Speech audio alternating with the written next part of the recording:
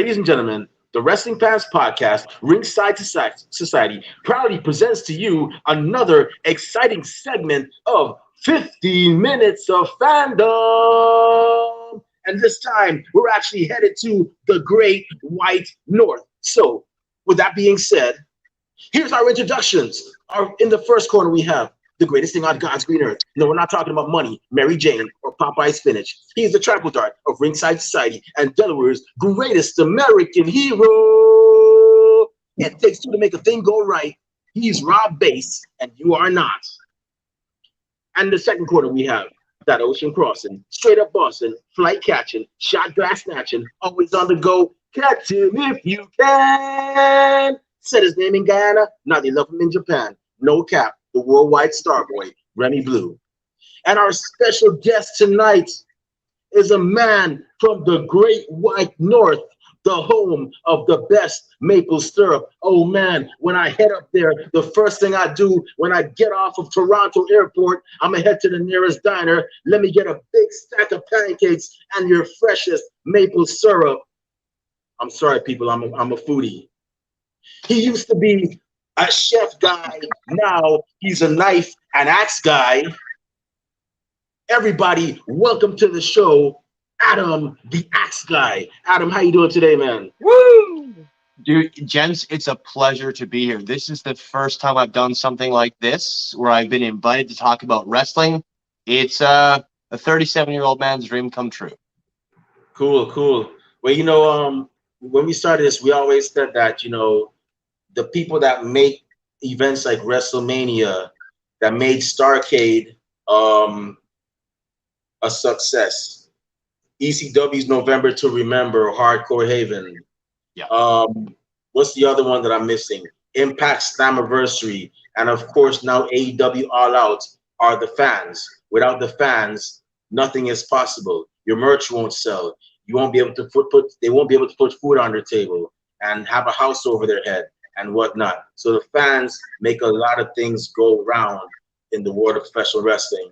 So this is pretty much our I can't find a good term, but pretty much our spotlight for those who have shown a dedication to professional wrestling, whether it was, going there, holding up a sign, making custom figures, just showing their fandom in different ways, or even just, tuning in religiously from the comfort of their own homes. This is our thank you to those fans, to our fellow wrestling fans, for actually, staying with it and supporting it in whatever way they could. So yeah, man. So at Edmonton, Alberta, Canada, how is everything up there, man? I used to live in Toronto for like a year and a half. I loved it. I went over there when I was 14. I enjoyed it. I did not want to come back to America. I was salty, but I was also 14 at the time. But I love Canada. It's clean, great for camping. The people are cool. Oh, man. I'm getting shivers down my spine when I think about going back. But how is everything over there, man? We got a lot of land, not a lot of people. There's more people in the state of New York than there is in the whole country of Canada. So yeah, camping's great. Edmonton is kind of like Canada's Florida when it comes to Florida man. It's now Alberta man. Really? We're struggling with COVID and all that stuff, right? That's an unpleasant topic. It's not fun. It's not wrestling.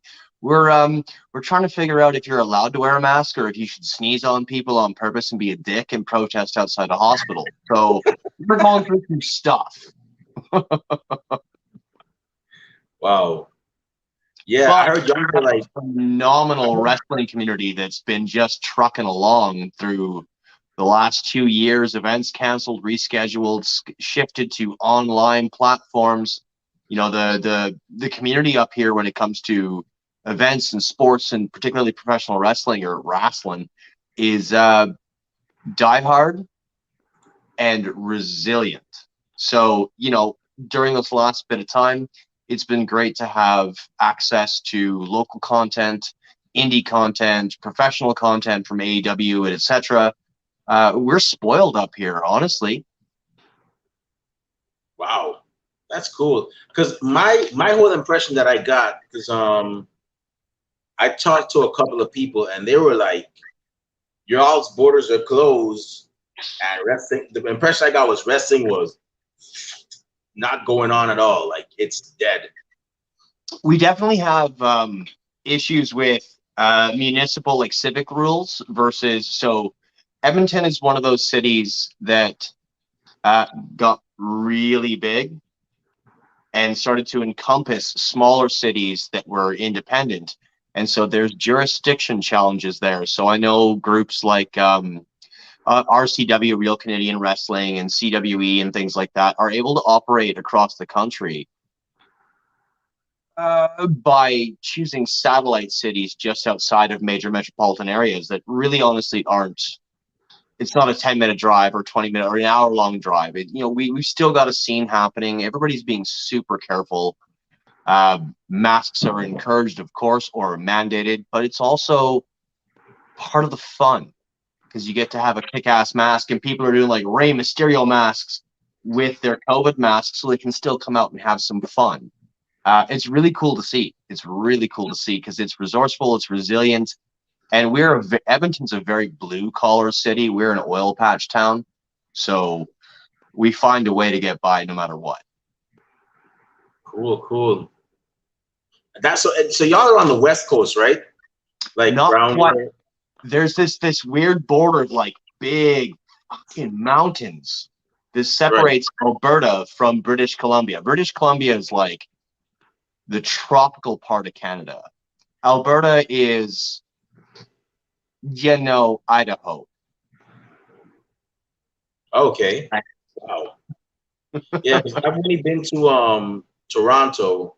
I lived there for like a year, roughly a year and a half, and I had nothing but great things to say. I always tell people like people don't give, and I'm not saying it because you're in front of me. Like I had the like Canadian experience when I was 7 years old, and I tell people like people don't give Canada the credit it deserves. It is a really nice country. Like if I had to leave America, it would be either two countries I moved to, and I couldn't. If I mean, originally I was born in Guyana, but if I had to leave America and I didn't want to go back to Guyana, it would either be Canada or Japan, which is where I was stationed at. That I actually want to live.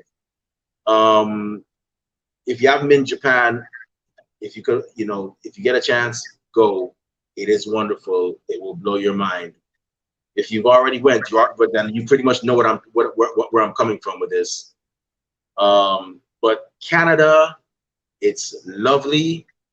I like the way y'all have y'all's parks. It is a nice, clean place.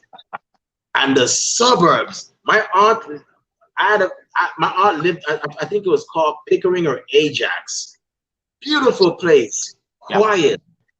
I'm like, oh, this is where I couldn't live because I'm a suburban kid. I grew up in the suburbs in Guyana. I mean, I didn't grow up in any rough neighborhood. But I was like, this is life right here. Like, I could retire in a place like Canada. Like that's awesome.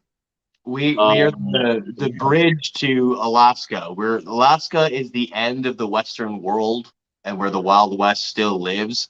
We're the pedway to get there. Like it's beautiful here. There's lots of room. We have metropolitan. Toronto's huge. Toronto is like the most Americanized city in Canada, and then you have your Vancouver, and then after that, everything's a really big, small town. Everybody knows everybody, and it's very. There's pros and cons there for sure, but it's a beautiful place to live. I've not traveled much. I wish I could have visited places like you've already been.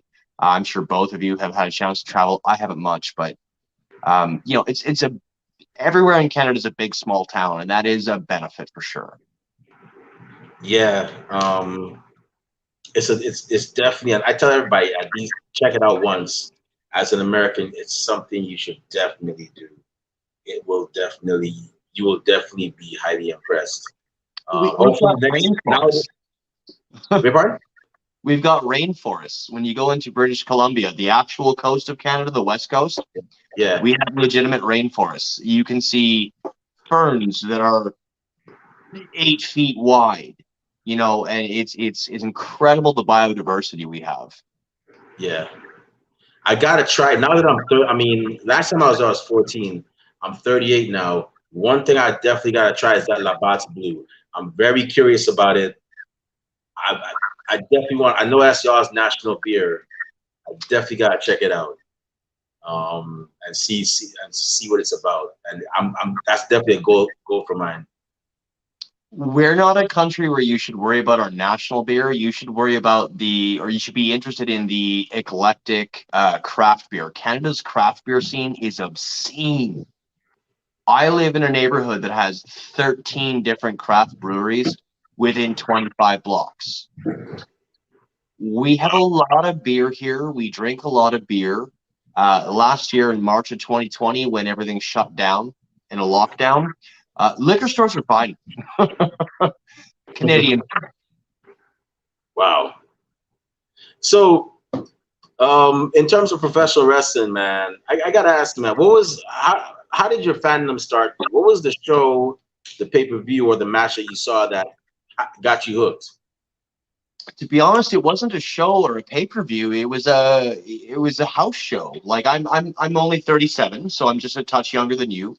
And my grandfather was very into professional wrestling. He came from the Stampede Wrestling era. Alberta's obviously, we know the Hart family and all that kind of stuff. He's always been super involved and interested in Stampede Wrestling.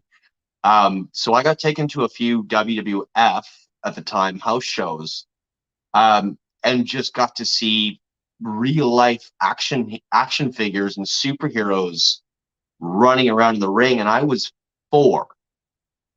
That's when I was introduced to wrestling. And I honestly, at that age, I couldn't tell you who I saw. It wasn't until I was about 6 or 7 that I started connecting with, obviously, Bret Hart. I'm one of those kids who got this Bret Hart sunglasses put on his head at the ringside. Yeah, that was life changing for me. That was huge. I fell in love instantly. Die hard fan. Yeah, Bret Hart was one of the guys that got me into my love for leather jackets. So yeah, I'm a fan of the Hart family, man. Like even when they had like heel Hart Foundation, when you had like the stable with Brian Pillman and Owen Hart and Bulldog, and I always said the only piece that was missing from that stable was the Dynamite Kid. And if he had been there and in good health, ooh, there Yeah, would have been no stopping those guys. I was happy when they won all the titles, and yeah, I was like, you guys are just killing it. I like the way y'all are doing it, man. That was one of my favorite stables.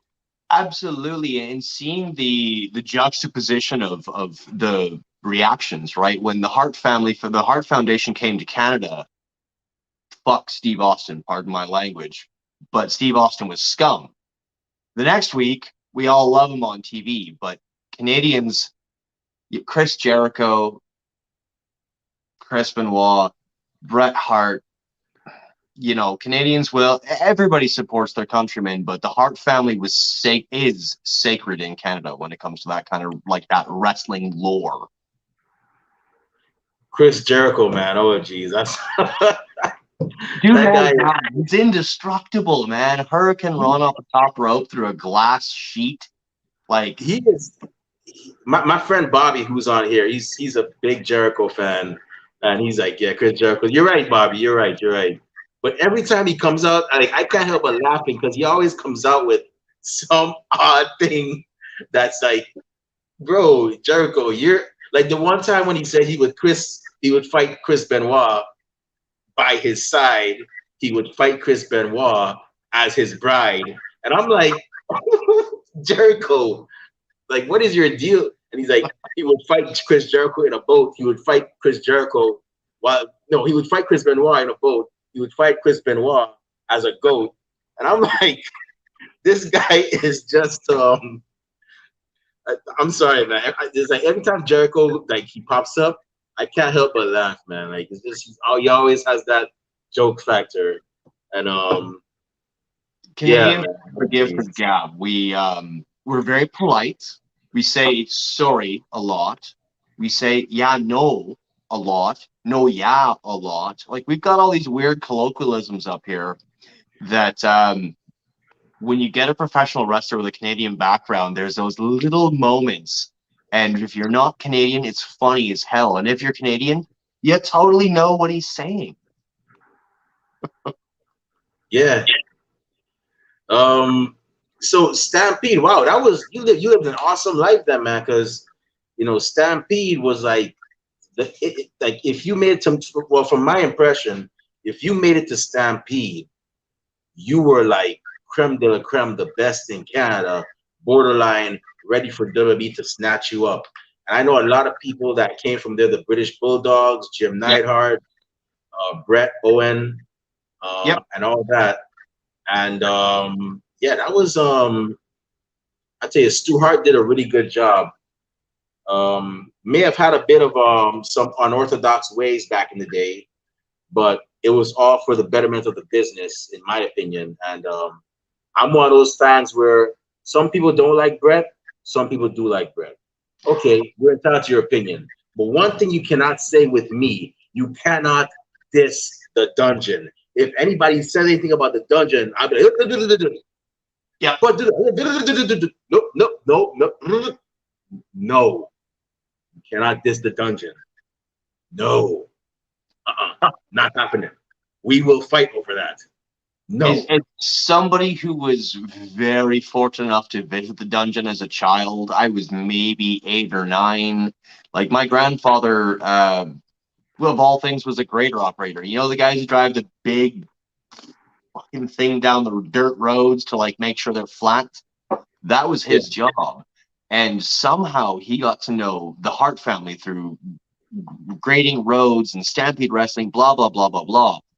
For a surprise for my 8th or 9th birthday, my grandfather took me on a road trip from Edmonton to Calgary. And Canada's not like the US where it's like, a half hour from a major city to a major city, because we're so big and so spread out. Like Calgary's like a 3.5, 4 hour drive if you observe the speed limit. And my grandfather took me down to Calgary to meet Brett. This is after I got my glasses ringside at a house show, and brought me down to see Stu Hart and the family, to see Brett, to see Owen. Crispin Wall was there. I'm not sure who else, but I got to roughhouse with them in the dungeon. Stu Hart's in the corner yelling instructions at the, real ass wrestlers, and I'm a child. And it was not rough, but it was definitely not gentle. Like they definitely like kind of gave you the gears. Like it was deemed to be, we roughhoused and played, and then towards the end of it, Stu Hart's trying to convince my grandfather that he should be ponying up the cash for me to join a weekend wrestling camp. Like I live like 4 hours away, man. This is not baseball. It's not rec league soccer. This is a 4 hour drive. We're 400 kilometers. I don't know what that translates to miles. I think 250. It's a long ways. Wow. Yeah. Yeah. That's definitely a great experience. That was definitely a great experience for you to have. Oh yeah. As well. We were actually very fortunate. I beg your pardon? Oh, it says cemented my fandom at a young age, for sure, for sure. Yeah. Honestly, it still surprised me that we had Brett's nephew, Mike the Match Hart, on here, and I was like, we're having a member of the Hart family on our show. Yeah. Wow, this is huge. I was like, I had to check myself if I'm dreaming or something. I mean, I was like, one of my favorite family members is actually going to be on a member of one of my favorite wrestling families is actually going to be on our show. That's still like surprising me to this day. And he was a pretty cool guy, very great conversations. He's been on here several times, very down to earth. You'd think that him coming from a prestigious family, he'd have like an air about him, but he was pretty down to earth. So growing up, did you ever get to go to like any WrestleMania, SummerSlam, any big wrestling events? No, I've been to, like, there's the infamous Raw episode of Monday Night Raw where an Edmonton fan got in the ring during Eddie Guerrero and Rob Van Dam. Uh-huh. A ladder match. The guy who's wearing a Edmonton Oilers hockey jersey and it's got Bill Guerin on the back, and he tipped the ladder. Like, I was there for that, but most of what I got to see was house shows, because Edmonton was too small of a market at the time. People would travel to Calgary, but Edmonton, despite being the capital of the province I live in, province being the state, um, we didn't get much. I think we've had maybe one pay-per-view here ever. And that was when my fandom started dipping, like, I saw a lot of house shows. I remember the Ultimate Warrior winning a match in 13 seconds. And that was like finding out that your parents are actually Santa Claus. That was heartbreaking to me as a child. Because 13 seconds, man, the whole reason I'm at this show is to see the Ultimate Warrior in his prime.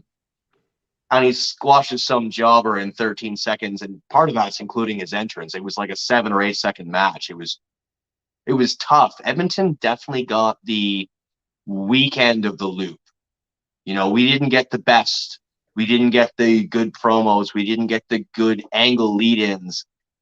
We got, these guys will travel that far west because they're going to Calgary and the Hart family's from there. So we got scraps. Mm. It didn't deter my fandom at all, especially as a young child, because it was still live action superheroes. How do you not like that? Yeah, true.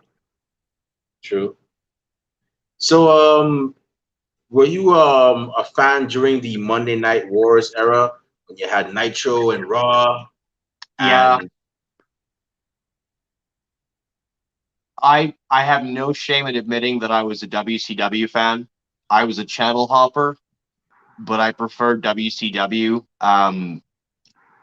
There was the Undertakers, the Bret Harts, the Steve Austins. You tuned in for those segments, but there was a transition there where, like, Goldberg was pretty badass. You had weird characters like Sting hiding in the rafters, painted like the Crow, and I was obsessed with that Crow character from the actual comic book and movie. So seeing that former surfer dude look like some scary goth guy, like, so we're of a similar age. Marilyn Manson came out when I was 12 with that song "Beautiful People." I fell I in love know. with that. I was a proto goth as a preteen. So Sting was right up my alley. Then he had the Ravens and the Flock and the ECW starting to trickle on the TNT TV, or TNN rather. Like, I always gravitated towards the weirder wrestlers as opposed to the big names, minus your Bret Harts. So I was very much on the WCW train. And plus, I grew up with the N60 or the N64, Wow. WCW versus NWO. 1 and 2, those games are perfect. Screw No Mercy. The platform was laid down with the WCW versus NWO games. They were amazing. Oh yeah. I enjoyed that era so much because I was the right age. I was a teenager at that time. I think when the Attitude Era started, it was '97, so I was 14. And some of the stuff they would say, I'd be like, "Wow, 7-year-old me would not be able to watch this." And I remember, like, the whole suck it, that whole DX Yeah. suck it thing. I got away with that because, growing up in Guyana, we had a different culture. So you could have done this to somebody and it wouldn't have, like, really gotten you in trouble because, they don't really trip over something like that. So a lot of people, I was like, man, get out of here, man. Yeah. I can remember going to a house show for, I think, transitioning to WWE from the WWF moniker, and Goldust was a weird character, right? Goldust was really weird. He hadn't gone like bondage gear yet, but he was weird. But Mm. Marlena, 12-year-old me, 13-year-old me found Marlena very attractive, and I bought a T-shirt. I snuck away during a match to go to the merch stand, and I bought a T-shirt for Goldust and Marlena, but it was just her and Goldust's gloves covering her nude torso. was a big deal. That's pre-Attitude Era as things start to tick upwards. I wore that to day 3 of grade 7. And in Canada, grade 7 is junior high. We don't do, you're not in junior high until you're 13. And then we have 13, 14, 15 is your grade 7, 8, and 9.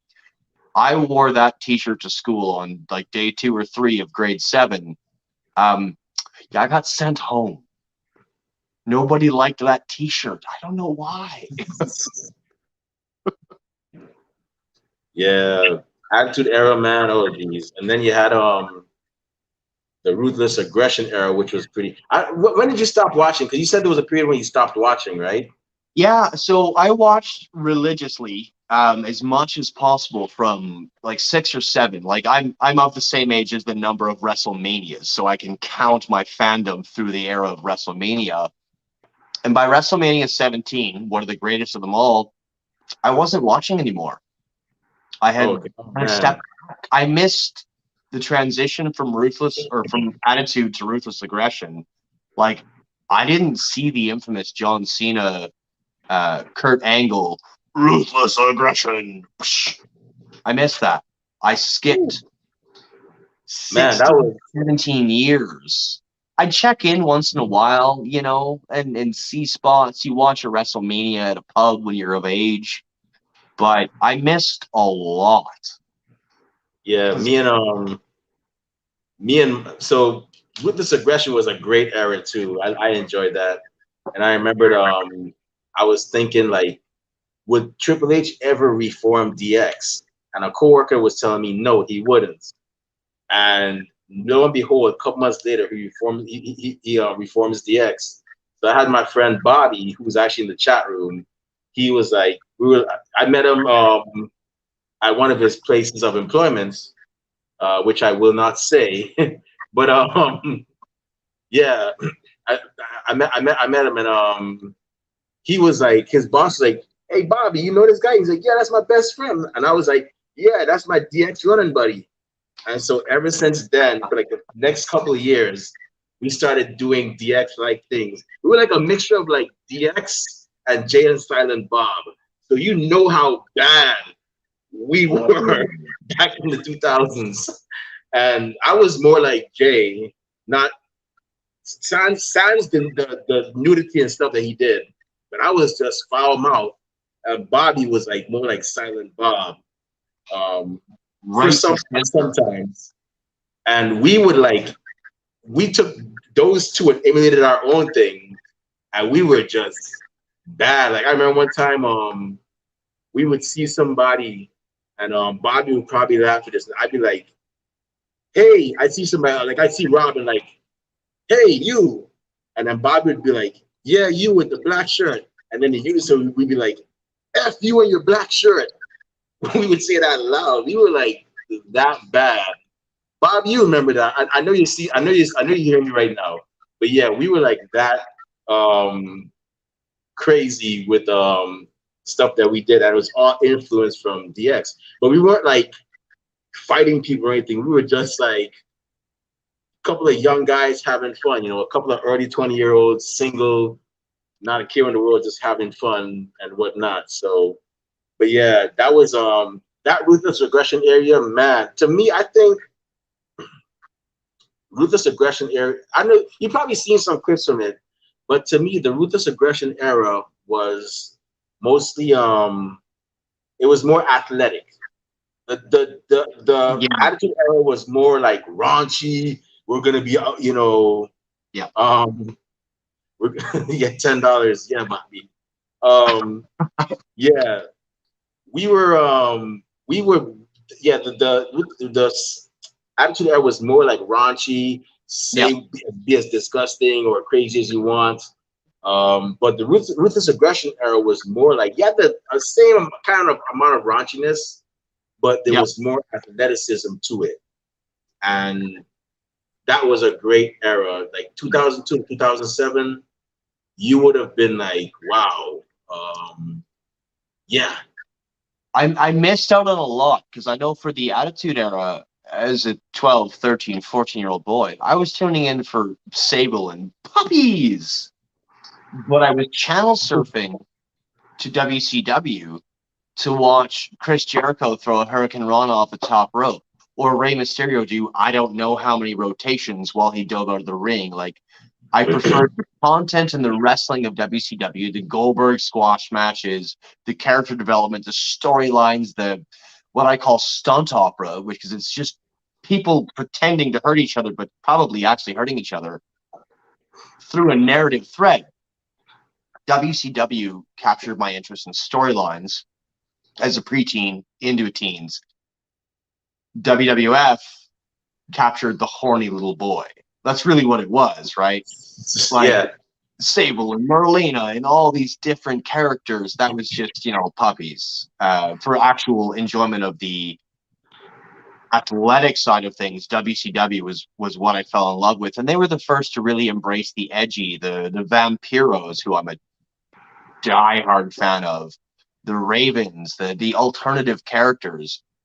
They hit that like social zeitgeist of the outcast better than WWE ever could. Steve Austin's everybody wants to hit their boss. Fuck it, whatever. That's great. It's a great character, but it's not the same. And then I tuned out during the Ruthless Aggression era. What really started drawing me back in was seeing clips of Lucha Underground. That's how long the gap was for me as a fan. I missed the demise of WCW, and it was Lucha Underground presenting itself like a TV show about a wrestling TV show, and shit can get weird. But my poor wife would have to sit through me watching Lucha Underground on Netflix because it was cool. It was fun. It was raw. It was weird. And wrestling can be weird. It's a weird sport that we all love, right? Oh yeah. But hey, there's no shame in my game. I love it. I tell everybody I'm in the U.S. Navy right now, and I tell everybody that hey, I have a wrestling podcast. You could check Yeah. us out if you want. I'm not ashamed. I mean, I love my passion. I'm not out selling drugs. I'm not out joining no gang and causing a ruckus. Yeah. I'm not doing any illegal activities. This is my passion. You know, I'm not out drinking and getting drunk, and this is my passion right here. So there's no shame in my game. I mean, I love it. And whatnot. I could tell you right now, you came back at the right time because I Yeah. could tell you from the time what was it?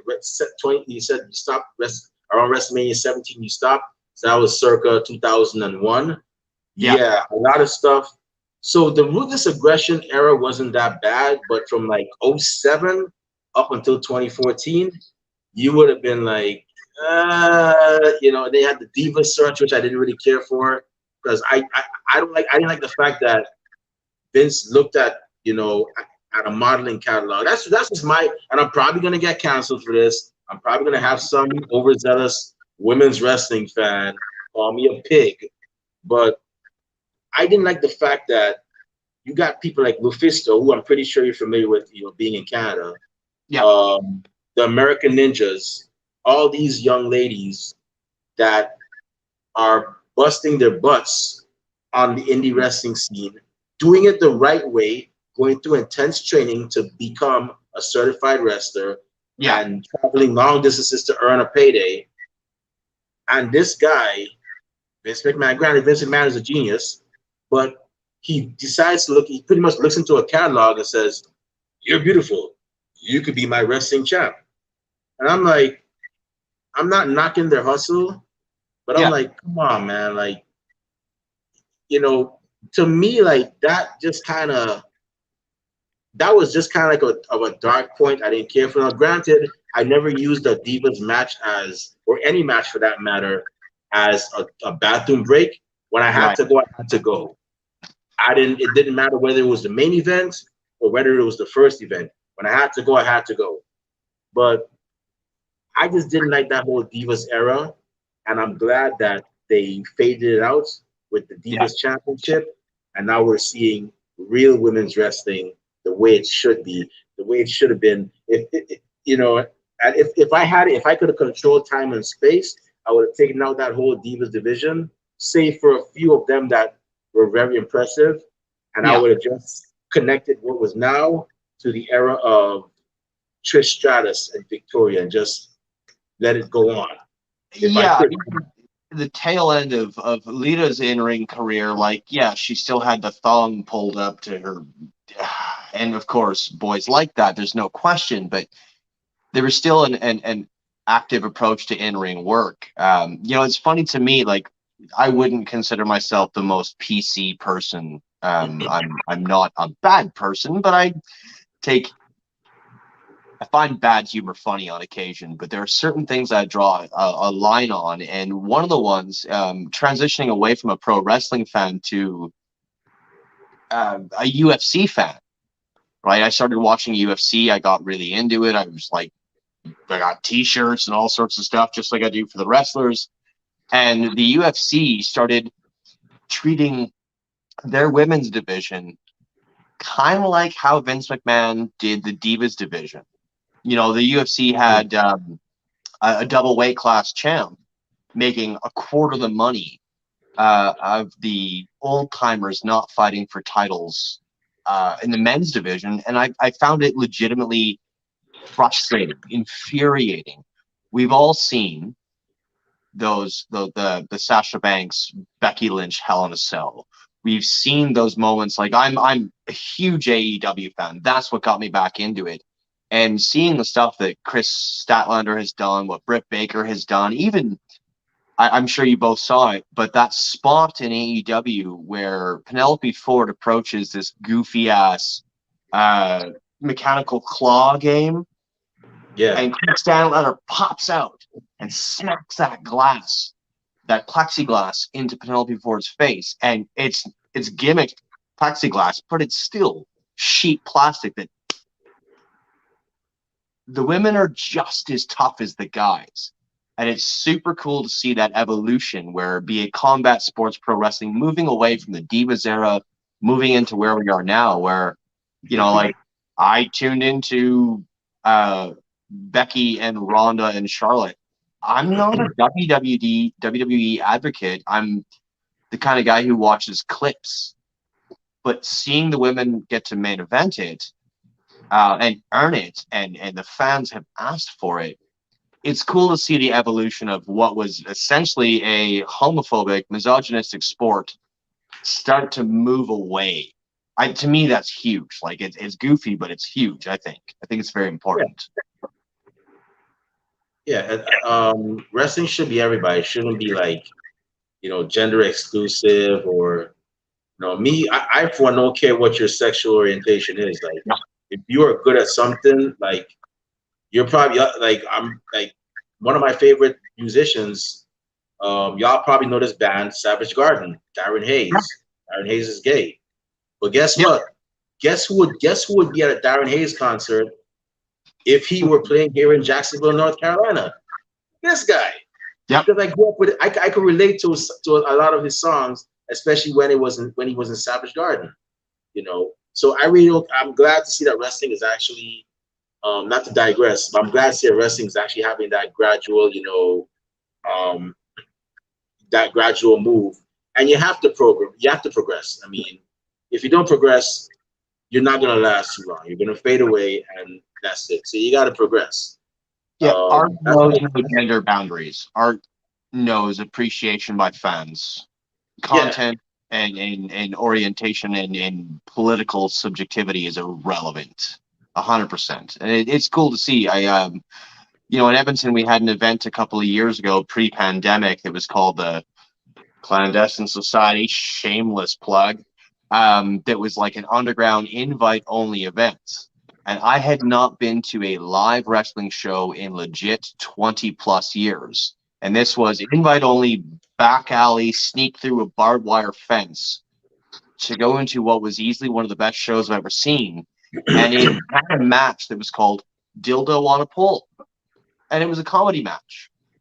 I'm there by myself. I don't know anybody in the wrestling community. I am so far removed. I've been cooking food for over a decade and selling knives and stuff. So I'm not with my people. I'm with strangers. And we're watching this match where they're like pretending to fight for the dildo into each other's mouth. It's a goof. It's fun. And this fellow takes me aside and he puts his arm on my shoulder and he says, "You know what's important about this?" And I said, "What's that?"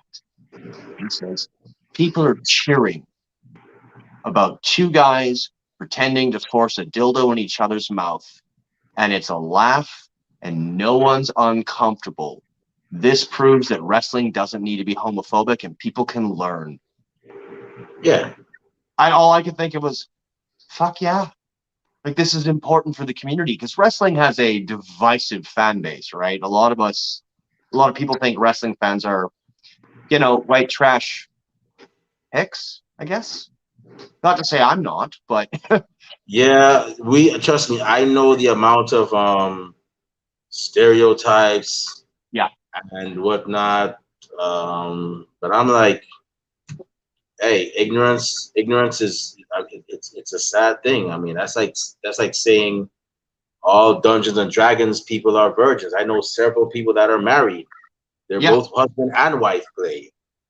yep. So I mean, there's stereotypes all over, man. I mean, people just gotta like just watch a documentary or look more clearly into things. Like just travel.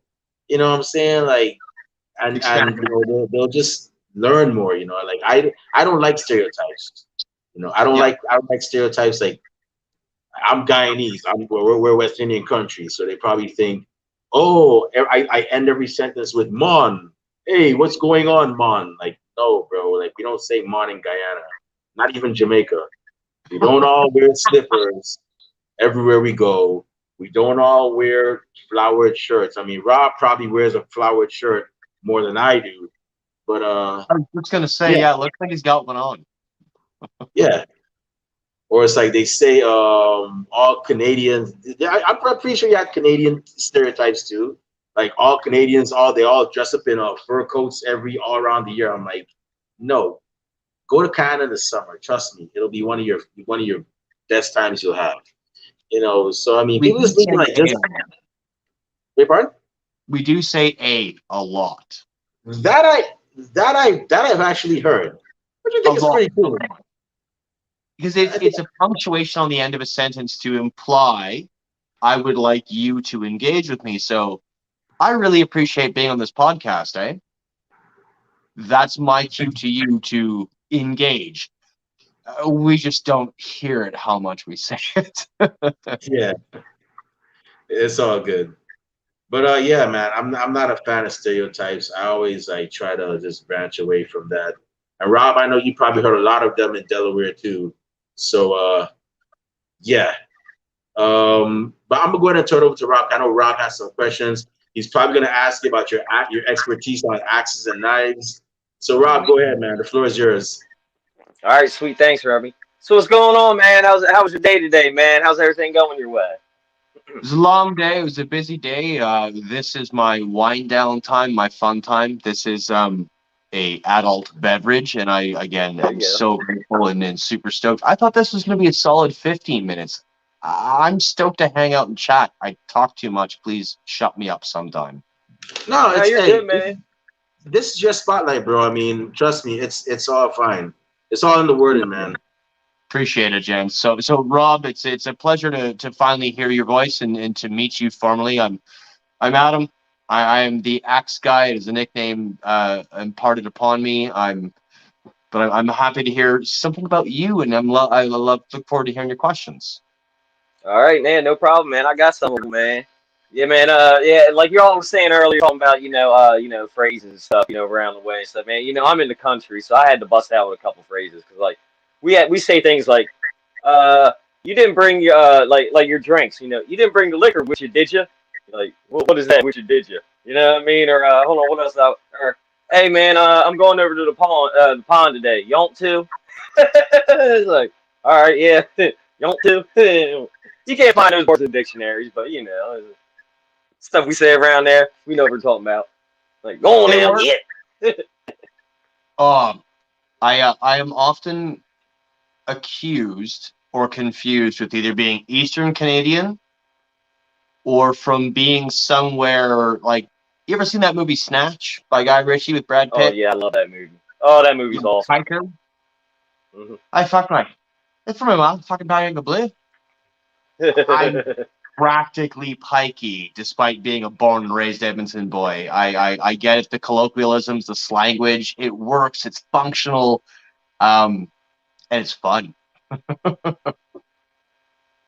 Yeah, I can't do all those accents, man. Yeah, I'm bad at it. You know what I mean? I'll sit here and be like, I want a taco and a corn tortilla. You know what I mean? Like I'm bad, so I just try. I'm an uncouth American. I'm an uncouth American, so I just try and just like, yeah, I just do what I do. Oh man. So you're talking about you got back into wrestling watching Lucha Underground. And that's funny you said that because Saturday I worked the show with Ricky Reyes. He was on Lucha Underground, you know. He was the one that got sacrificed and all that. Yeah, I got to do work a show with him, man. Yeah, he's pretty cool, you know what I mean? It was pretty awesome. Lucha Underground was the first time wrestling seemed to not take itself serious while still presenting a serious product. You know, that was the one where I was like retweeting gifs and showing my wife and YouTubing things. And my wife Stephanie, bless her heart, when we first got together, it's like 15 years ago. I come from the tape trading era, which evolved into the DVD era. So I have DVDs of my favorite moments.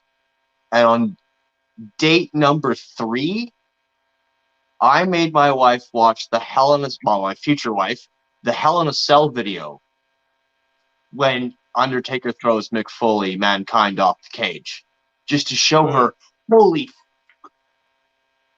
I'm that nerd secretly deep down. So Lucha Underground was a guilty pleasure for me that I didn't talk to most people about. I would just hit the button on Twitter and hope nobody would judge me.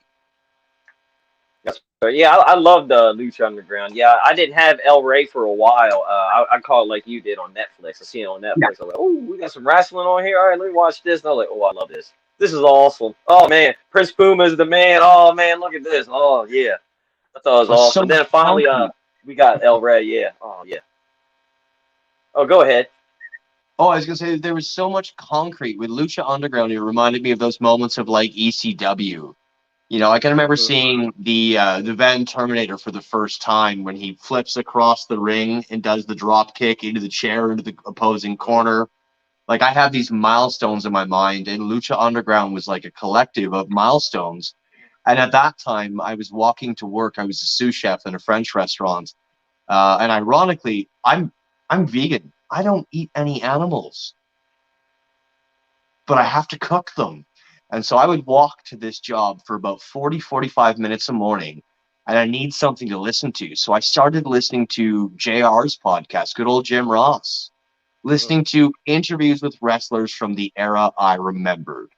So Lucha Underground was sort of like putting a toe in the door to keep it open to my fandom. And then JR's podcast made me reminisce.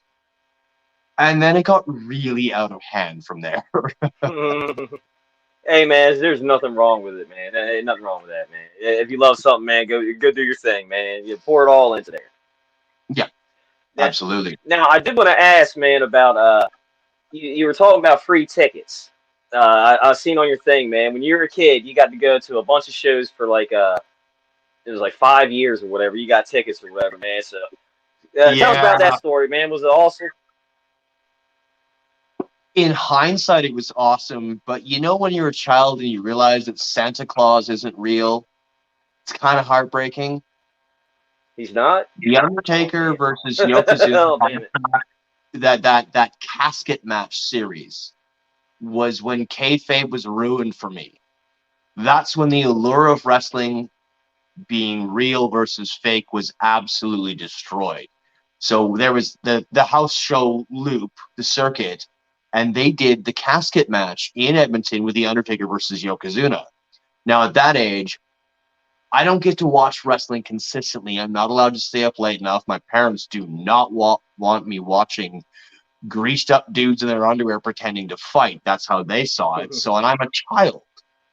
So in my mind, The Undertaker versus Yokozuna casket match in Edmonton is the real deal. It's the pay-per-view. And The Undertaker reversed an Irish whip to Yokozuna into the guardrail. Not the barricade, but the guardrail. And I'm sitting front row with my grandfather, and all of Yokozuna hits that guardrail and into my, I don't know, 8 or 9-year-old, 10-year-old legs. I got crushed. Like solid. That's a big human. That's a big human. and I'm a little human, and it was I cried a lot, hurt, I would too. Woo. and then these people with passes around their neck kept showing up and checking on me. And I couldn't stop crying because now everybody's paying attention. So at the end of everything, I got to, the Undertaker won the match, even though we all know that's not the outcome. So there's Santa Claus being ruined a couple of months down the road at the pay-per-view, because now I know that that dude didn't actually die because I'm a child and I'm dumb. But also, I got to go backstage. Like, I've been in the Heart Dungeon at this point. I've seen cool behind-the-scenes stuff, but I haven't seen the curtain pulled back. And I got to go backstage, and I got to meet Paul Bearer and The Undertaker. And basically what I got was a free pass for merch. Just pick stuff. And they were writing a list, because I'm a child crying ringside. And I got a free stuffy bear and a free urn and all this stuff. And The Undertaker did not break character. Paul Bearer kind of did, bless his heart, R.I.P. But The Undertaker handed me the Undertaker bear. The cute little plushie with the stupid hat and the outfit. I had that shit for years. I loved that thing. That was when wrestling died as a real thing and became entertainment for me. That was Santa Claus being ruined, but I still got presents. And yeah, we got tickets to every local show for 5 years. Woo. They pay off. And they were always within the first 7 rows. It was great. Super great. It really reinforced my fandom, because crying children get what they want. Yeah, pretty much. You know what I mean? That's pretty cool. Now, there was a question that came up or whatever from Burt Wayne. He was asking me, how did it feel to be pressed by the Renegade Twins? Now, it was pretty cool. I was just hoping not to fall down on the floor or whatever. If you all know who the Renegade Twins are, they're in Mission Pro and stuff and all that stuff. And they're up here at 1CW, doing for CCW, all that stuff, our sister promotion. You know what I mean? Doing stuff. But yeah, it was pretty cool. But yeah, you get to see and meet the Undertaker. Hey, Burt Wayne. He came to. What'd you say, Remy? I was gonna say, Burt Wayne. Feel free to message us if you want to be on our show. We'll make it happen like a captain. So, WWE at the time, WWF, they came to our local high school to, do a little house show or whatever, right? It was at the time, I don't remember what year. I was in when y'all say grade 6, I was in 6th grade. But, yeah, AEW, yeah. I was in 6th grade, and it was when Bret Hart and Bob Backlund were feuding for the belt. It was at that time, and they were the main event. Well, during that show, Undertaker fought Diesel in a casket match. So Undertaker ended up winning, and then after the match and all that, it was like, intermission, all that, whatever. It was like, yeah. So all of us kids that were sitting around there were like, yeah, let's try and sneak around, let's go out in the back and stuff. We're parking lot, just try to see the wrestlers leave, see if we can see some, So a bunch of us, we run out there, and we could catch Paul Bearer and the Undertaker walking out, going out there, and they're arguing over who had the last of the vodka. You know what I mean? And Paul Bearer, he wasn't in his, oh, Undertaker, not. He was in his actual, they're all fighting like, I didn't have the last of it. You had Undertaker still sounded like Undertaker, but yeah, they're like, oh, so that's why Undertaker feels no pain. All right. So from then on, I'm like, that's why Undertaker don't feel no pain. That vodka, I mean, that's his thing. Kayfabe forever, but when it's pulled back and you get to learn, again, Santa Claus ain't real, but I kept getting presents, so no complaints. Yeah, that's right. Yeah, from then on, I was like, yep, all right, here we go.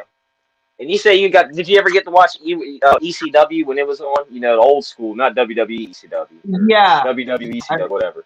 That was a really, like an eye-opener, because it was just so violent and so fascinating. Like, I will still sit down and throw on the Best of ECW Bloodsport DVD while I fold laundry and watch, Sabu versus Terry Funk when Sabu got hung up and tore his arm on the barbed wire ring. That stuff definitely took the fake element of wrestling, the fake element, and made it seem more real. You understand that it's scripted, for the outcome.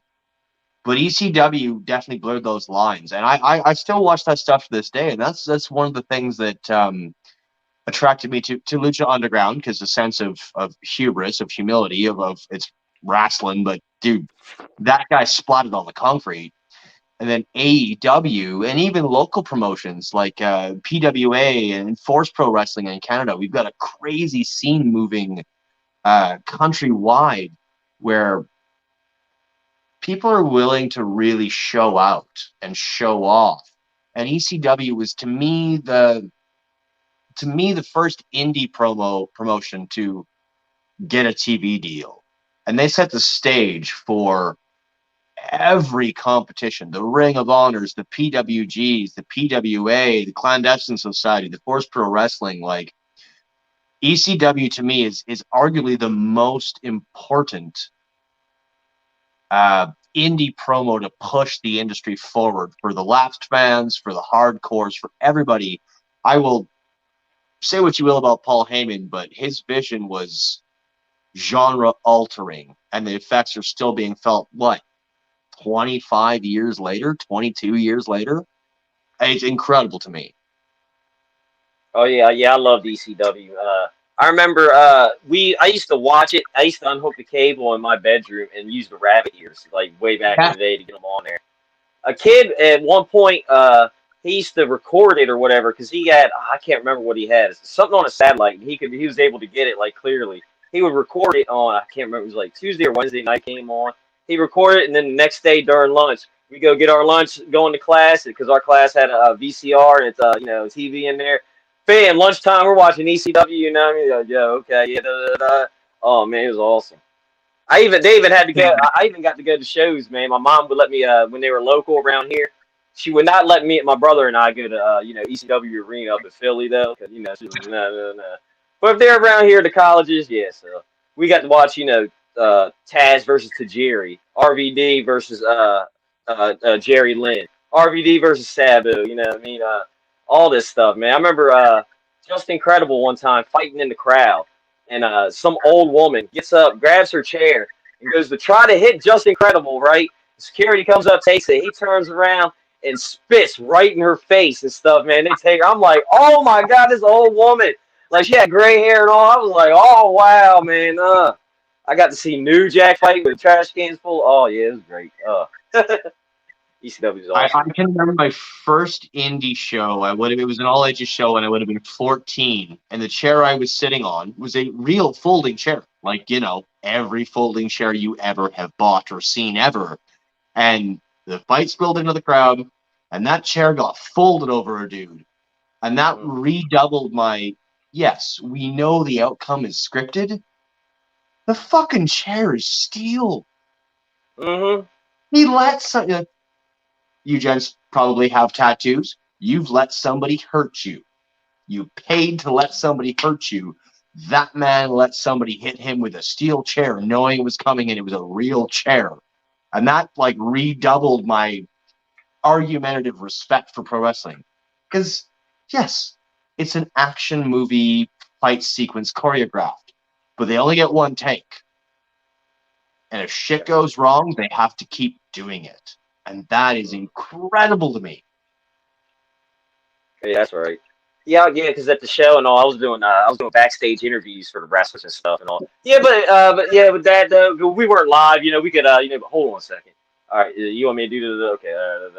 Okay, hold on. Yeah, but yeah, live stuff. Yeah. They can't be sitting there reading a piece of paper, like a script, like I'm gonna come here to wherever town I'm at, Like, boo. I mean, I guess if that's your character or whatever, I mean, I don't know. But yeah, that's pretty cool. Yeah, man, ECW. Oh yeah, it was great. Funny story, real quick. When my brother and I were at a show, and we were during the intermission, we were going to try and see some people, and we seen RVD, Bill Alfonso out back, right? They had a big smoke ring around their head. And while we were out there, my brother was like 10, 11 years old. He goes, man, they need to go inside. It smells like there's a skunk out here and stuff. And I was like, yeah, but man, let's not bug them or whatever, man. Let's go on over here. You know what I mean? I was like, my brother wasn't here. I'm like, hey, yo, like, what's up? You think about RVD's self-medicating approach. It's funny how his career has outlasted many a guy, right? Hmm. Like all that cannabis use seems to have worked for him because he's still going now, right? Hmm. Yeah, Sure, yeah, he's he not still the guy he wrestles still. was, but Yeah, you he look at doesn't the do Jeff it. Yeah, Hardy, yeah, you look at the Jeff Hardys of the world, and I'm not saying the guy can't go. Obviously, I'm no one to say anything against it, but Jeff Hardy's had a rough life. He's made some choices, and it's definitely it's evident watching him like in modern wrestling. Whereas the RVD, yeah, he's slowed down, but how much damage has he done to his liver, to his organs? You know, dude smokes a bunch of weed, chills out, relaxes, and then kicks a chair in someone's face and falls off of a ladder through a table, and then he can go hang out with his significant other and chill in a hot tub. You know, like there's mhm. guys like RVD are actually to me like the punk rockers of wrestling, where they are maybe ushering in a new understanding or a new era, just like the Matt Riddells or Riddles or whatever he's allowed to be called nowadays. I'm not a Matt Riddle fan, but I used to watch him in UFC and used to think like dude would win a fight, lose, overturn decision, and get fined 50 grand because he smoked a couple of joints in training camp. Like, fuck off. Oh yeah, I think he even had medical the doctor note up for it, and they're still like, oh no, you can't. You know, Yep. it's an enhancement. It's like really okay, whatever. If All you've right, ever whatever. smoked pot, it doesn't enhance anything beyond your enjoyment of the experience. Pot doesn't make you better at anything. Unless Come you're in an on, eating man. contest. Unless you're eating some Oh, unless you're eating. yeah. Unless you're man versus food. Man, now if man versus food was doing that, like, oh man, that'd be a big scandal. No, I'm joking. I wouldn't be surprised. I'd be like, hey man, you got to do what you got to do, get those things. Touche, touche. That's right. Yeah. See, people, whenever I'm out with people and stuff, man, you know, I'll go to a bar and they'll offer me a drink. I'm like, nah, I don't drink. They're like, really? You don't do that? No, I don't drink. I don't smoke cigarettes. You know what I mean? And they're like, oh, you know, I just do my thing. You know what I mean? It's all It's good very though. much to each their own, of course, and I think that's fair with everything. Like, you got wrestlers who like Kenny Omegas, and you know those guys that are fairly straight edge or full on straight edge. They're phenomenal athletes, and then you have the okay, Jake the Snake is the perfect example of the rise and fall and rise again of caring for Yeah. yourself. You know, everybody gets their own journey, and in wrestling is one of those things where we all get to watch that journey for better or for worse. And with shows like Dark Side of the Ring, you know, I think nowadays the cool thing about being a wrestling fan is we all know every last detail behind the scenes. And every once in a while you get to be surprised, but you also feel like you get to know the people. Like nobody knows anything about the Ultimate Warrior back in the day until it was an expose. Nobody knows anything about Mark Calloway until he was on Joe Rogan's podcast. You know, like it's cool to be a wrestling fan now, and that wrestling is humanized and we all get it. And then we also get to experience both sides of their life. Like, you know, one of the catalysts I think for this conversation was my response to you folks in the CM Punk crying fan and people shitting on that guy. Fuck those people. That dude's invested and he feels the emotional connection. If you've never cried at a movie, you have no soul. If you've cried at a movie, yeah, 100%. If you've cried at a movie, you're the CM Punk crying fan. Something you watched on a screen made you feel, and that's the purpose of watching. So to anybody who picked on them, fuck them. Hmm. Fuck them to death. They have no fun. They have no heart. They have no soul. Actually, Have fun. when I first saw the crying Frank is his name, by the way. Yes. Um, when I first saw Frank, I was like, that right there. And I'm gonna tell you another story. Rob, I apologize for cutting you. I'll let you get back. So when I first saw that CM Punk, well, Frank, I'm trying to stop calling him the crying CM Punk. Frank, he has a name. So when I first saw Frank, I was like, I like the emotion that guy had. I want this guy on our show. I'll pitch in a free T-shirt for him because of Yeah. the fact that he was invested. Yeah. And Tommy Dreamer, ironically, was doing the same thing too. So I'm like, great. Tommy's doing it. If Tommy gets it, then that means I'm gonna get it. And I was like, eventually they found him, and I think it was the Call Up. There was a podcast called The Call Up. Our good friend Kenny, he actually had him on the show, and I was like, awesome, great.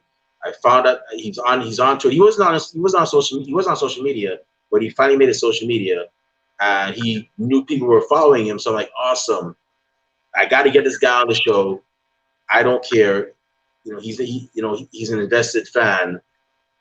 We're not here to make fun of him because we are the Wrestling Fans Podcast. Yep. We want to hear this guy's story. Yep. It was important.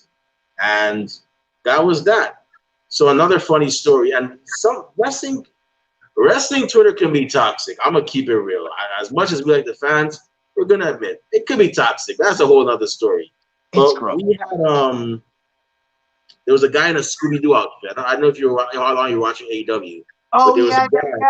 He was always on the hard cam side. Yeah, Yep. Scooby-Doo outfit. So Yep. here's the funny story. I was like, I like that guy's gusto. I got to get him on this show. So I was searching for him. Scooby-Doo outfit, AEW. Who is this guy? I got to get him on here. Yeah. Found him. Apparently, they put him in a match, like a little match where him and another guy dressed as Jesus, who we also ended up having on the show. There was a Jesus guy for a while. Beg pardon? There was a Jesus guy for a while on AEW pre-COVID. Yeah. So we found Scooby-Doo, and we were like, hey, man, we want to have you on our show for our 15 minutes of fandom segment where we interview fans, yada, yada, yada, so on. We like your dedication. He was like, yeah, sure, yeah, I'm down. And we had him on. Come to find out, there's actually 3 brothers, him and his 2 other brothers that are wrestling fans. We weren't able to get the middle brother. He's the youngest, but we were able to get the eldest one. We had the eldest one on our show. Fast forward a couple months later, he's like, I'm going to be training at the Nightmare Factory. That's what the eldest brother told us. I'm going to be training at the Nightmare Factory. And I'm like, best of luck. Whenever you graduate, we want to have you back on our show. So he shows us, fast forward a couple more weeks, he shows us a video of him actually training and body slamming people and doing the thing. So I'm like, all right, man, you're doing good, bro. Keep it up. And then lo and behold, big Instagram post. We now present to you, congratulations to the 2nd graduating class of the Nightmare Factory. Who was in that class? Our former guest, now known as the Diamond Sheik, who made his appearance with the bodyguard Austin Green on AEW Dark. And the bodyguard, he was actually in the bodyguard's corner when he fought Frank Kazarian. And we also had the bodyguard Austin Green on our show too. But it just goes to show that you never know how things can go if you have ill intentions or good intentions. I could have had ill intentions like, you're in a Scooby-Doo outfit, which I'm not saying that. Trust me, you're looking at a man that would dress up in a Pikachu hat because he loves Pokemon. I would dress up as Ash Ketchum. I wouldn't care. But I could have been one of those guys like, you're in a Scooby-Doo outfit. Look at you. Man, whatever, man. I'm not going to bother having you on the show. Next. But I'm not that person. I was that person. I'm not trying to get over with people, but that's how much we care. I was like, you okay? That's you? Come on in. We want to talk to you. Let's shoot the breeze about wrestling. You're crying? Okay, come on in. We're not here to make fun of you. We want to hear your story. So what I aim for us to bring is positivity, and we need a lot of positivity in the world today. And people, nobody really goes to a wrestling show just to at least myself, Rob, and Kathy don't. We go there because it's our getaway from other stuff going on. It's I always call it my Saturday night, my club on my nightclub on Saturday nights, my second church on Sunday morning. I'm a Christian as well, but I'm not the most devout, but I'm a Christian. And it's my second church on Sunday. It's my church after church on Sunday morning. That's what I call it. So that's how it just goes to show how good intentions and bad intentions can lead you in different ways. Yeah. You know, so that's all I gotta say. Rob, go ahead, man. I'm sorry about that. No, no, you're good, man. Yeah, do your thing, man. Those are awesome stories, man. Yeah, Scooby Doo and them, yeah, they're awesome people, man. You know, I mean, can't say nothing bad about them, man. AEW Jesus, yeah, he was awesome. So was his brother. We had his brother on too, man. He was great. So I do gotta ask, man. Do you make axes and knives, man? Are you sitting there in like a shed, just like on History Channel? Are you like there? What's that? Forged in Fire. Are you over there like that, man? Don't get me started on Forged in Fire, because half that shit is Hollywood magic and half that is Yes, I true. heard that. Yeah, I So, heard like, that. every Yeah. cooking show, you watch the Matrix, the second Matrix, with like the dudes with the dreadlocks, and like the Hmm. car chase is 1,000 miles an hour. We all Yeah. know that was like 20 kilometers an hour, 20 miles per hour, whatever. Cooking shows are like that. Forged in Fire is like that. There's a lot of smoke and mirrors to drive interest. The irony is that if you just filmed chefs doing what they do, it would be just as entertaining, and you don't have to crank the dial to make it seem like we go so fast. It's ridiculous. I would love to say I make things. I'm not. I do not forge. I do not create from scrap to steel. I'm a restorationist. I'm in the Okay. process of Okay. learning and working. I like to take things that are old and shitty and rusty and beat to hell and give them a second chance. So I've worked, the oldest piece I've worked on is 131 years old, Hmm. and it was a Polish war axe. Oh wow. It's an axe that existed to clear brush when, historically in Europe, there were lots of cultures that weren't allowed to have access to weapons. Like the Irish could not have certain tools. Like the Irish axe is actually considered a weapon nowadays. Traditionally, it was they made an axe that could split skulls, but looked like it was meant for wood chopping. It was terrible at cutting wood. It was a weapon, but they hid it under British tyranny. That's a short form version, of course. But so I mostly work with stuff from anywhere from 1920 to 1970, and give it a second chance at life. I do customized handles. For some of it, there's a lot of Nordic inspiration. I'm a generic white boy. Like I'm Polish and Irish. I have no ancestry to no lineage I know of to the Nordic culture, but axes helped build the Western world, for better or for worse. The axe is the most recognizable tool in history. And I've always liked the idea of being able to take something that looks like garbage and giving it another 100 years, another generation, 2 or 3 of use. So I don't forge, I fix. That's pretty cool, man. I like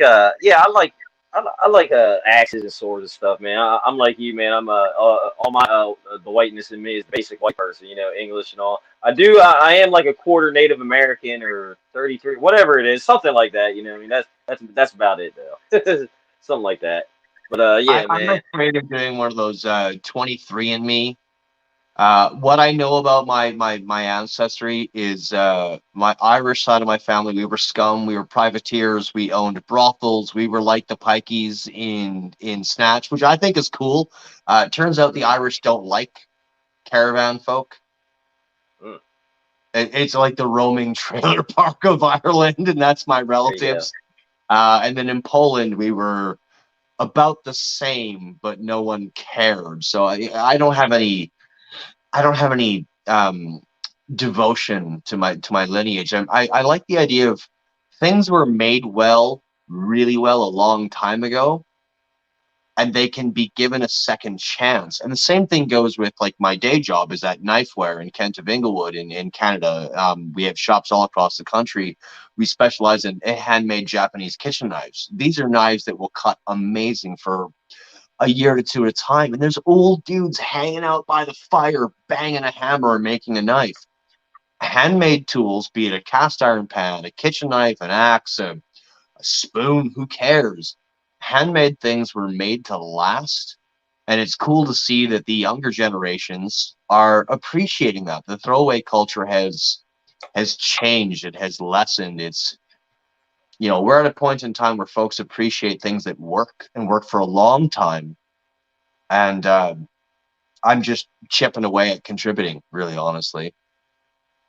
Yeah, that's pretty cool. Now you were talking about being a chef and stuff, man, and knives and stuff. My mom, she used to work for a long time as a chef also, and she would always get these sharp knives, man. These are like, I swear they were sharper than Ginsu. Like if I would look at them, my fingers would bleed. I was like, I got paper cut and stuff, man. Are those like the knives you would use, man? Ginsu's are good marketing. Well, they weren't There's Ginsu knives. They were like it was like I can't remember the name, but that's the closest I could think. You know what I mean? no, I hear you. I hear you. Sorry, my Yeah. bad. The thing about there's a golden rule when it comes to metal that the harder this sounds super silly when you think about it, but the harder the steel is, the longer it can stay sharp and the sharper you can make it. This is a mantra I live by day in and day out at work. The first time I went to my now place of employment, I was a chef and I thought I knew a lot of stuff about a lot of things. I bought some Henkels and some Wurststoffs and some lots of knives. The harder the steel is, the longer it stays sharp, the sharper you can make it. And that means that you can have a kitchen knife that cuts a fucking tomato paper thin for like a year at a time between sharpenings. None of that Gordon Ramsay waving things around stuff. I mean, like, honest to goodness craftsmanship. In Japan, they had zero resources to make good steel. So technique was developed to produce better quality steel, be it axes, be it kitchen knives, shovel heads, everything. It was almost like spite. If you can't make a good salsa, you're going to add something to it to make it better. In Japan, they had no natural raw materials, so they developed techniques to improve steel, like Damascus. You mentioned Forged in Fire. Mm-hmm. Damascus is garbage. It's garbage nowadays. It's pretty, but it doesn't make anything better. Not a damn thing. Think of Heidenreich back in the tail end of the Attitude Era. Heidenreich and Nathan Jones, they were the successors to The Undertaker, and they were bells and whistles and bullshit in the ring. They're your Damascus for steel. Damascus is pretty, but it doesn't dictate performance, and it hasn't for a long time. And I'm going to cut myself off there because I get real wound up about that. That's right. Hey, man, you do your thing, man. I know a wrestler, or whatever, and he, I chatted with him about that stuff, Forged with Fire. He's like, "Oh my God, don't get me started," because he does that. He does it on his own too. He's like, "Yeah, don't get me started." Da, da, da, da. I'm like, "All right, man, all right, all right, all right, yeah." Because I remember Yeah. I introduced him to my buddy, and my buddy was like, "Yes, yeah." He's like, "Oh my God," and they were sitting there for like a half hour. It was at a Comic-Con. He's supposed to be beating fans, and he's over there talking to my buddy like, "That is some BS. They don't do this. I got navel and all this." Yeah, I was like, "Oh man, what I do?" Yeah, it's a whole thing. Entertainment is important, and it's just like you want to watch those programs, you want to see the cool stuff, but you got to do your research. The same thing when, like I'm a fan of Orange Cassidy. I think his gimmick is incredible because it's who cares? Mm-hmm. But watching the effort he put into his time with the internet wrestling community, with PWG, with the various promotions he's worked with, there's always a backstory, there's always a journey. And a lot of times the way it's finally presented, let's look at, to talk about wrestling for a second on a wrestling podcast, look at poor fucking Karrion Kross and his Mad Max dildo helmet. Ugh. We know the dude's better than that. His final presentation isn't fair. And again, I don't watch the show consistently. I catch snippets and I read regularly through Bleacher Report. But I know enough about the guy. I've seen enough about the guy to know that he's better than that. And it's important with anything, to look at the genesis of how it got to where it is when you finally see it. Forged in Fire is a great example. Fuck. cooking shows, pro wrestling. There's a backstory. There's a development. There's a growing pains. There's a lot that builds to the final product. And I think it's really cool to be able to see the current and look back and see where it came from. Because we all remember when Bret Hart was a tag team specialist and not considered the guy. And then most of us grew up with the best there is, the best there was, the best there ever will be.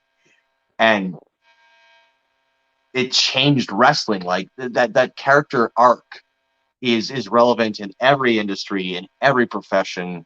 It's just about presentation. And to me, that's important to consider when it comes to shit, everything from chefs to wrestlers to that shit, the guy who's a manager at the Save On Foods grocery store. Everybody's got an arc.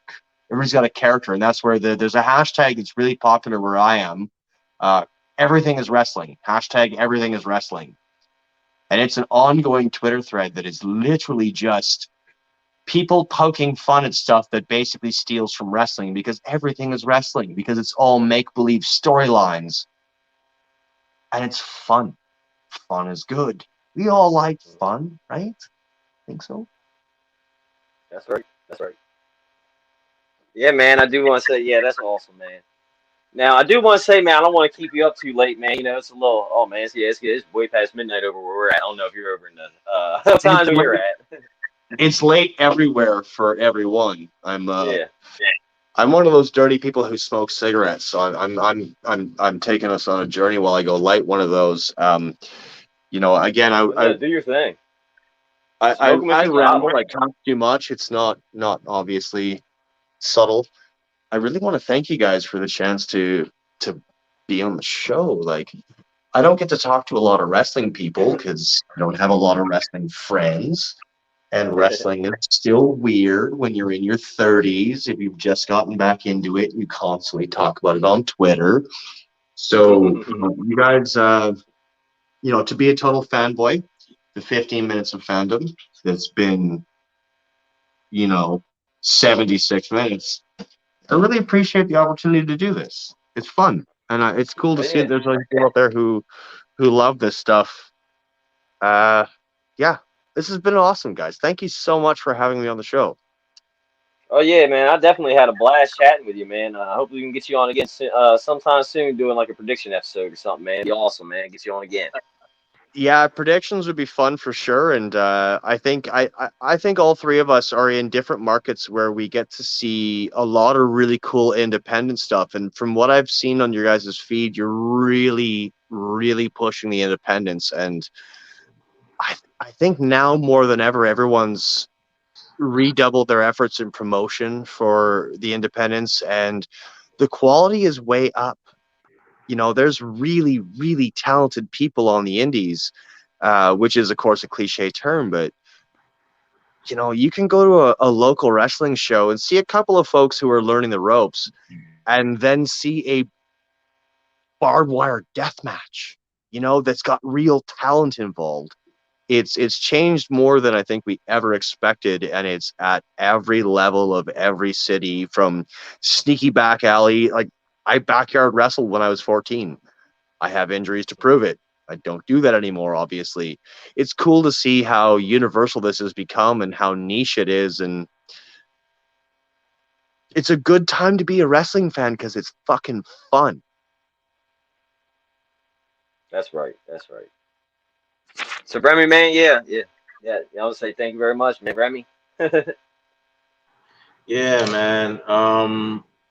Honestly, Adam, thank you very much for actually, taking time out of your busy schedules to be on here. So normally what we normally do is once we've had people on our show, sometimes we call them back, in the very near future to be on a predictions episode for like an upcoming pay-per-view and so on. We've done it many a time. So, in the near future, we may have you. We actually had the same guy that was in the Scooby-Doo outfit. He was on our last one for what was it? I think it was AEW. Was it AEW or was it WWE? I can't remember. I think it was AEW, right? It was AEW. Yeah, it was AEW All Out. So We'll definitely have you back on soon, man. Eventually. But Thank you very much. yeah. Before we let you go, before we shut down the show, where can fans find you on social media if they want to talk wrestling, find out more, about axes and knives, if they want to find out which one's the best one for cutting the. I know there's certain knives you use to cut certain like types of meat and so on, and there's different axes for different kinds of cutting and so on. I'm not making fun. Like that's what I've actually observed. I was told. Yeah. So, where can fans find you on social media? So on Twitter, I'm Adam the Axe Guy, at Adam the Axe Guy, or at Knifeware, or at Knifeware YEG. That's my boss. That's my employer. That's the company I work for. On the Instagram, it's Fort Spencer Tools. That's my specialty where I restore old axes. I'm always happy to engage, to be involved with the community and questions and curiosities about what the tools do, what they excel at. I'm not a commission-based salesman. I'm an ex-chef who loves talking about knives and axes with people and teaching them where they excel and what they need. My job is to literally tell people this is the right tool. There's a $500 one, there's a $100 one.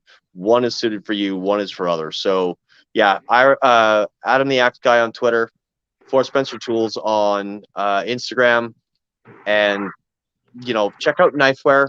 That's my boss. That's my shameless plug. We are the largest retailer of awesome handmade Japanese kitchen knives for chefs and home cooks alike across North America. We're very spoiled with everything we do and everything we can offer you. Awesome. So y'all heard the man. Follow him on social media. And I'm not making fun. I'm being serious. If you have any questions regarding cutlery, that is knives and axes and so on, this is the guy to talk to as well. So go ahead and give him a follow as well. But if you want to talk about wrestling, by all means, follow. Like I said, it's always good to follow somebody and talk to them on social media about wrestling and so on. And I enjoy it too as well. I'm sure Rob does. I'm sure our other host Kathy, who couldn't be here, does. So yeah, go ahead and give him a follow. But with that being said, we're about to shut down the show. My eyelids are getting heavy, so that means it's time for me to take a bit of a nap for the night. But before I do so, Rob Bass, where can fans find you on social media if they want to talk wrestling, or where can bookers of promoters find you when they want to book you for their shows once you're done training to be a referee? Yeah, you can find me on Twitter, Instagram, and Twitch at Rob_Base82, and then Facebook and YouTube, Rob Base. Awesome. If you want to find me on social media, you can find me on Twitter under @TheRemyGlue, and I'm also on Facebook under the name Remy Glue. It's a picture of me at WrestleMania 28, so you can definitely follow me on those platforms. Our podcast is also on social media. We're on Twitter and Instagram under @Ringside Society. We also have a Facebook group called Ringside Society, of course, and that's where that's one of the platforms this episode is being streamed on. We're also on Twitch under Ringside Society 2019, which is our other platform that we stream from, and we're also on YouTube. Yes, we have a YouTube channel, so go to YouTube, subscribe to our channel. Don't personalize it. Subscribe to all the videos because we got a lot of cool stuff coming. We got more interviews coming up. We got a lot of impressive interviews from the past, like interviews with Jasmine Allure, Antonio San Francisco, aka the ASF, Horsepower, Maddie Rinkowski, the Renegade Twins, etc., etc. So we have those interviews, and we have a lot more impressive ones. And we also have another one. Adam, you may like this one. We have Princess Victoria, former WWF Women's Tag Team Champion, who was one half of that first tag team to hold those belts. She's on here with her author for her autobiography as well. So definitely check out our YouTube channel, subscribe. We got a lot of cool stuff coming. Trust me, we're not joking about this. But and we also have a Teespring store where we sell our merchandise. Check it out. Grab a shirt, grab a tank top. Winter's coming. Grab a long sleeve, grab a hoodie, grab a coffee mug. All proceeds from those sales go back into keeping Ringside Society afloat. Trust me, it does not go back into our pockets. But we just want to thank everybody that tuned in tonight. Thank you to our mod, the Survivor Queen, Miss Jen, and also thank you to our other mod on Twitch, Alicia the War Princess. We hope you ladies are doing well. And to those of you that, like I said, thank you very much. We appreciate y'all. To those of you that are going to listen to us later on, thank you very much in advance. And to those of you that hate us, can't stand us, really and truly wish we would just go away, well, like myself at the Golden Corral and Rob based at Hershey Park in Pennsylvania, we're not going anywhere for a while. They hate us because they ain't us. And we ain't stopping. So with that being said, we just want everybody to know that we're very well aware that everybody and their grandparents and their parents have a podcast. We're not your grandparents' podcast. We're not your parents' podcast. As a matter of fact, we're not just any podcast. Hey, yo, Rob Bass, one time for the mind, one time for the people, one time for the wrestling culture, and one time for the ex-chef guy who is now a knife and axe guy, Edmonton, Alberta, Canada's own Adam, the axe guy. Woo! Woo! We're the Wrestling Fans Podcast. That's right. We're the Wrestling Fans Podcast, Ringside Society, and we'll be back this Wednesday at 7 o'clock p.m. with another impressive episode. As a matter of fact, our guest this Wednesday will be none other than Nightmare Factory Class 1 graduate and one half of the Nice Guys, Josh Breezy. So until then, we're still going through a pandemic, so stay safe, stay healthy, be excellent to each other, and party on, dudes. We out. Peace. See y'all. Good night. Stay classy, Delaware. Cheers, gents.